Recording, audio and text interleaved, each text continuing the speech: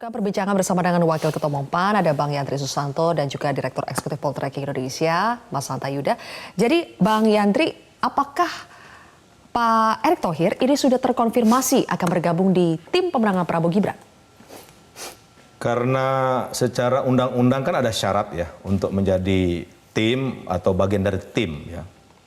Kalau menteri kelihatannya harus mundur sebagai tim sukses ya, atau dia harus cuti ketika melakukan kampanye. Ketika kami mendaftarkan Pak Prabowo dengan Mas Gibran ke KPU, nama Erick Thohir nggak ada di situ secara resmi yang didaftarkan ke KPU. Tapi kalau kita dengar komitmen Pak Erick Thohir tadi akan mendukung dan mensupport Pak Prabowo, ya saya meyakini mungkin ada cara yang lebih elegan, lebih cantik dan lebih efektif yang dilakukan oleh Bang Erick Thohir untuk membantu Pak Prabowo. Dalam walaupun misalkan tidak masuk dalam struktur ya kan. Karena membantu itu kan tidak mesti dalam struktur ya. Jadi bantu apa Bang? Masa ya, bantu doa kan aja? Dia kan punya jaringan, punya teman banyak ya kan. Di sepak bola dia sekarang lagi digandrungi, kemudian selama ini juga sudah terkenal, artinya bahasa yang sangat lugas itu mendukung Prabowo, saya kira akan didengar oleh pendukungnya gitu.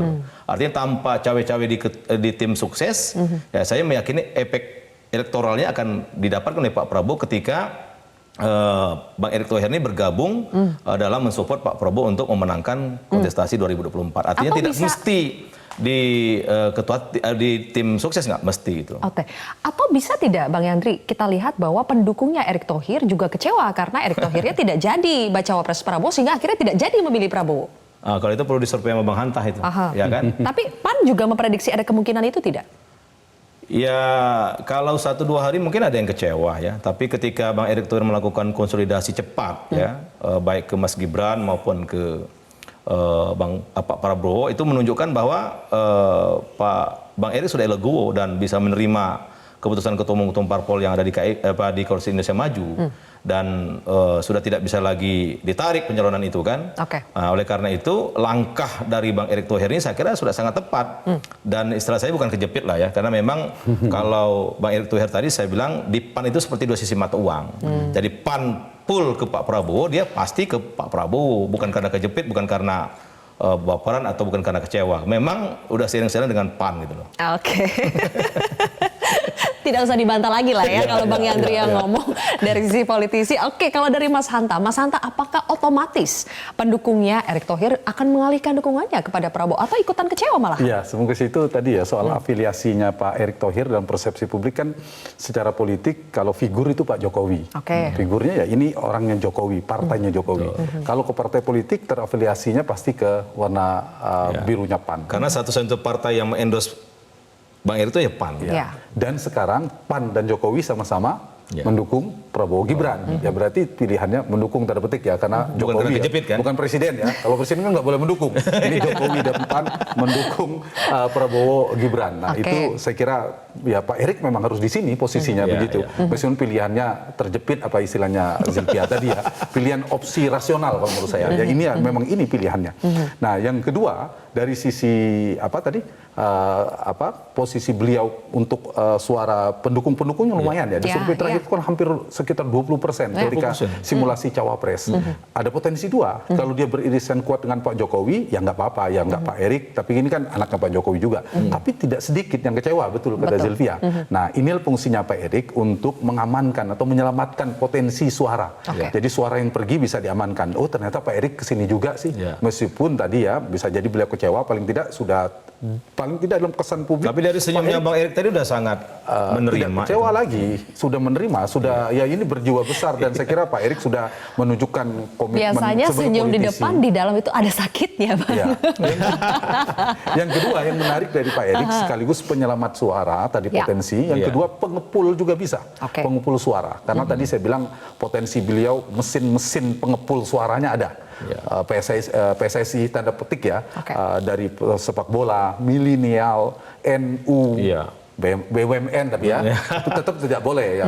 Tetapi saya mengatakan ada potensi. Nah, ini yang bisa saya kira bisa dijadikan sebagai mesin politik elektoral. Makanya saya mengistilahkan ya ini menguntungkan Pak Prabowo Gibran menjadi tambahan vitamin, suplemen politik elektoral tambahan.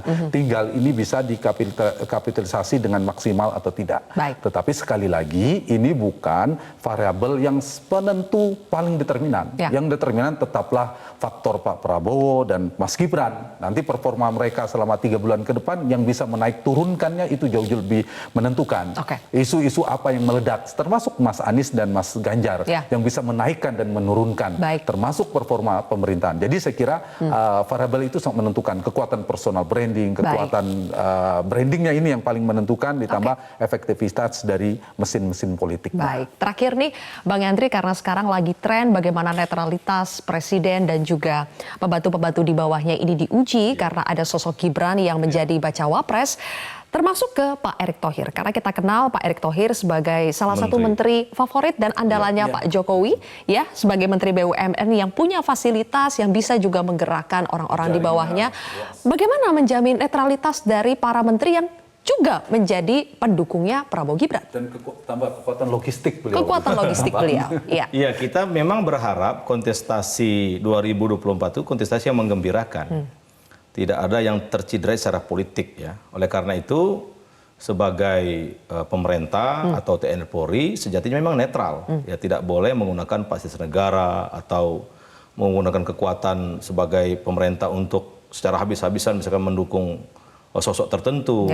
Tapi secara pribadi memang dia dilihat oleh undang-undang untuk berhak menentukan pilihannya dan itu harus kita hormati juga. Nah, oleh karena itu saya berkeyakinan Mbak Sylvia bahwa Pak Jokowi, para menterinya sudah terlatih lah hal-hal yang begini. Insya Allah tidak akan melakukan hal-hal yang ceroboh. Contoh kemarin misalkan dengan gagah Pak Jokowi mengundang 3 capres. Ntar lagi Pak Maruf Amin mengundang cawapres. Itu artinya ingin memperlihatkan kepada masyarakat berbeda-beda itu boleh, tapi boleh bisa duduk bareng. Nah, oleh karena itu saya meyakini walaupun di situ ada Mas Gibran, Pak Jokowi dan menteri-menterinya tetap akan menjaga netralitas dan tidak akan mencederai pesta demokrasi kita tahun 2024. Mudah-mudahan. Sedikit. Pak Erick ini belum jadi ini saja pengantennya, tapi jadi ketua panitia langsung sukses. Makanya pekerja keras dan bertangan dingin kalau kata Pak Prabowo. Sukses semua. Ketua panitia Asian Games, kemudian ketua panitia pernikahan anak presiden, ke 100 tahun NU, ketua tim pemenangan Pak Jokowi. Jadi setiap di tangan Pak Erick ini selalu sukses. Tinggal beliau saja sebenarnya nggak jadi hampir tadi itu. Ini saya kira kalau misalnya Pak Erick mendapatkan posisi strategis di itu juga saya kira pengalaman politiknya itu akan menjadi tambahan vitamin lagi. Seharusnya bisa dikapitalisasi ya oleh Prabowo Gibran ya. Yang penting jangan ketua TKN lagi, 1 periode aja ketua TKN kan sudah ada. Kalau begitu terima kasih Bang Yandri dan juga Mas Hanta sudah bergabung bersama kami di Prime Time. Jelajahi cara baru mendapatkan informasi. Download Metro TV Extend sekarang.